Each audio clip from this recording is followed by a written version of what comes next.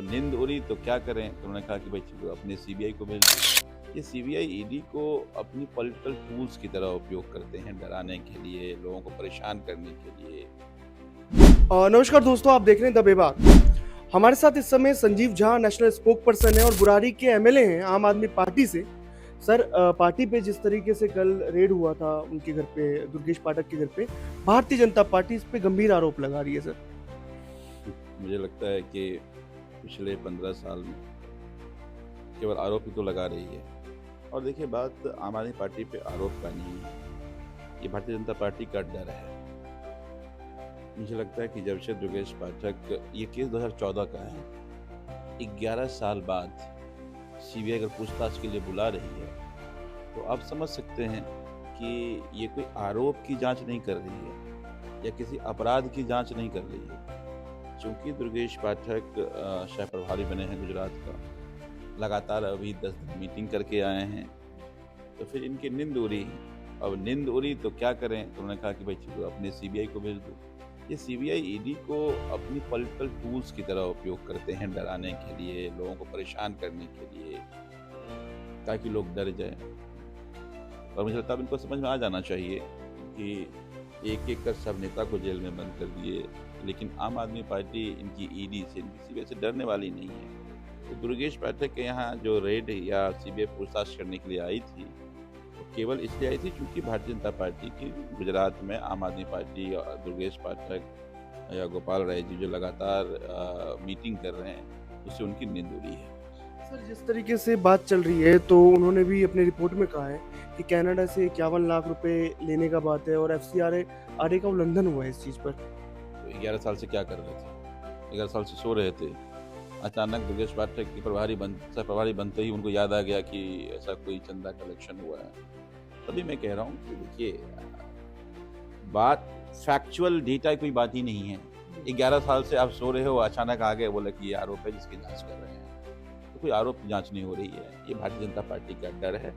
और मुझे लगता है कि वो डर वाजिब भी है। जिस तरह से गुजरात के लोग परेशान हैं वहाँ, ये वहाँ के लोगों को भी, वहाँ की नेताओं को भी डरा कर रखते हैं।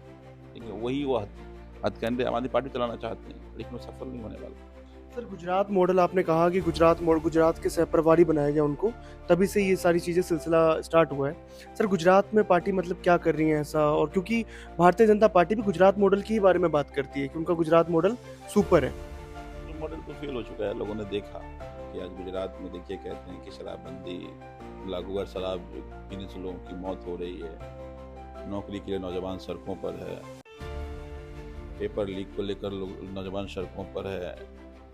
आज करप्शन चरमोत्कर्ष पे है।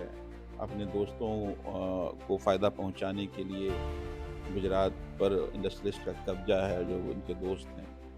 तो मुझे लगता है कि लोग बदलाव चाहते हैं और आम आदमी पार्टी को एक विकल्प मानते हैं, और इसीलिए ये डर भी रहे हैं।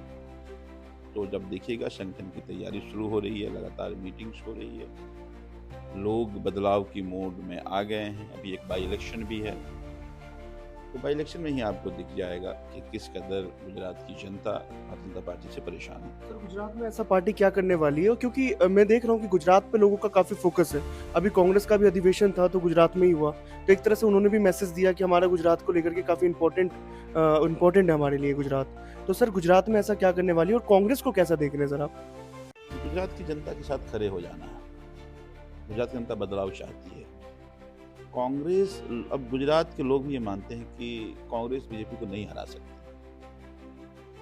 लगातार वो तमाम लोग जो बीजेपी से छुटकारा पाना चाहते हैं उनके साथ खड़े हुए, लेकिन तो राहुल गांधी कह रहे हैं कि हमारे नेता मिले हुए हैं भारतीय जनता पार्टी से। जब उनके नेता मिले हुए हैं भारतीय जनता पार्टी से, तो भला वो बदलाव कैसे कर सकते हैं? तो इसलिए लोगों को आम आदमी पार्टी पर भरोसा है। आम आदमी पार्टी लड़ती है, इनको एक्सपोज करती है, और आम आदमी पार्टी ने जहाँ सरकार है वहाँ काम किया है। यही कारण है कि केवल लोगों के साथ खड़े होकर के जो बदलाव आम आदमी पार्टी ने चाहे दिल्ली में किया हो, चाहे पंजाब में किया हो, वो बदलाव वहाँ की लोगों की ज़रूरत है, और वो केवल आम आदमी पार्टी कर सकती है। लोग ऐसा मानते हैं। संजीव सर, आप क्योंकि दिल्ली के विधायक हैं बुराड़ी के और काफ़ी गहरा पॉलिटिक्स में आपका वो भी है। आप काफ़ी लंबे समय से विधायक रहे हैं। सर जो इस समय इस टर्म में जो रेखा गुप्ता की सरकार है, उस टर्म में सर 2 इश्यूज़ मेजर इश्यूज़ जो आप लोग उठा रहे हैं, एक पावर कट का है, एक स्कूल की फीस का है सर। लेकिन उन्होंने कल स्कूल में नोटिस भेजा, काफ़ी नोटिस 600 स्कूलों में नोटिस भेजा। सर क्या लग रहा है सर कितना गंभीर मामला है ये? ये देखिए हमारा इशू नहीं है, ये दिल्ली की जनता का इशू है। आप ही बताइए क्या स्कूल्स में फ़ी नहीं बढ़े हैं? क्या पावर कट नहीं हो रहा है? हो रहा है। और यही बात अरविंद केजरीवाल चुनाव से पहले कह रहे थे कि अगर भारतीय जनता पार्टी आ गई सत्ता में तो बिजली के रेट बढ़ जाएंगे, पावर कट लगने लगेंगे, स्कूल का फ़ी बढ़ जाएगा, बसेस के जो सब्सिडी है उसको वो बंद कर देंगे, आम जनता को नाको दम कर देंगे। अरविंद केजरीवाल ने कहा था। देखो एक एक बात सच हो रही है। एक बार बताइए आप, आम आदमी पार्टी की सरकार थी, कुछ स्कूल्स ने फ़ी बढ़ाए, मुख्यमंत्री ने चिट्ठी लिखा कि सारे फ़ी वापस होने चाहिए, स्कूल्स ने फ़ी वापस किए। ये जो नोटिस खेल रहे हैं, हमारी लीडर ऑफ अपोजिशन है अतिशी जी ने 4 दिन पहले कहा था कि भाई मुख्यमंत्री रही हैं, उन्होंने कहा भाई एक चिट्ठी लिखो, कोई भी फ़ी नहीं बढ़ेगा, पहले ऑडिट होगी और उसके बाद ऑडिट के बाद फ़ी तय करना। अब ये जो जितने स्कूल धन्ना सेट कैसे बन गए? अगर वो उनको फ़ायदा नहीं हो रहा, ये कहने को चैरिटेबल काम है स्कूल, कहते हैं नो प्रॉफिट नो लॉस का बिजनेस है। तो फिर एक तो ये नो प्रॉफिट नो लॉस के बिजनेस में ये इतने बड़े बड़े धन्ना, एक स्कूल वाले 4 स्कूल खोल के धन्ना शेड कैसे बन गए? एक बात। और दूसरी बात कि अगर सरकार इस बात को लेकर गंभीर है, मुख्यमंत्री गंभीर है, तो एक ब्लैंकेट ऑर्डर इशू कर देना। तो समझ एक क्यों नहीं कर सकते? सिर्फ नहीं कर, सारे इनके ही लोग हैं जो हमेशा हमारी सरकार थी 10 साल फी बढ़ाने की वकालत कर रहा था। वो भारतीय जनता पार्टी का नेता है और वो मुख्यमंत्री का सबसे सगा है।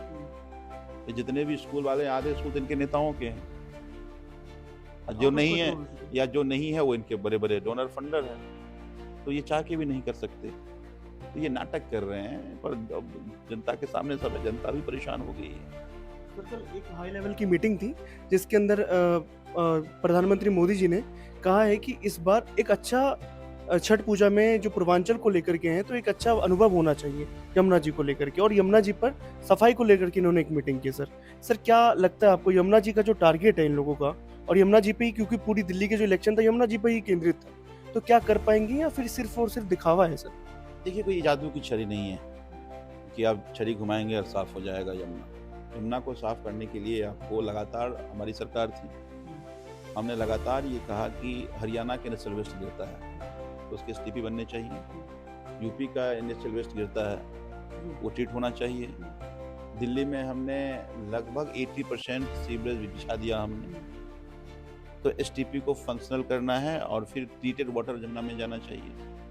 बताइए, दो महीने काम तो है नहीं है। एसटीपीज की बात की जा रही है, अभी सरकार कर रही है, और 3100 करोड़ भी इसके ऊपर उन्होंने कहा है कि इसमें बजट बना है। तो ये क्या सर, ये आपकी सरकार में बनी है एसटीपीज या दोबारा बना रहे हैं ये लोग? नहीं, उनसे पूछिए कि एसटीपी कब बना, किसके सरकार में बना। ये सारे एसटीपीज ऑलमोस्ट फंक्शनल होने के कगार पे थे। और देखिए, हालांकि अरविंद केजरीवाल जी ने कहा कि इस 5 साल में चूंकि 2.5 साल कोरोना का रहा, 2.5 साल ये फिर हमें चुनाव हराने के लिए सारे हथकंडे अपनाया, ईडीसी के थोड़ा काम का प्रोग्रेस शुरू रहा। लेकिन मैं ये मानता हूँ कि चाहे एसटीपी का बनना हो, चाहे पूरे दिल्ली में सीवर बिछने का काम हो, या हमारी सरकार कर चुकी है। अब इनको मोमेंटम देना है, लेकिन ये मोमेंटम ऐसा नहीं है कि 2 दिन में हो जाएगा। उसके लिए स्ट्रॉन्ग विल की जरूरत, जो भी दिख नहीं रही है। अब यमुना में देखिए झाग पहले से ज़्यादा बढ़ गया है। पहले एंटी फॉर्मिंग जो केमिकल्स है वो डाले जाते थे जिससे झाग नहीं होता था।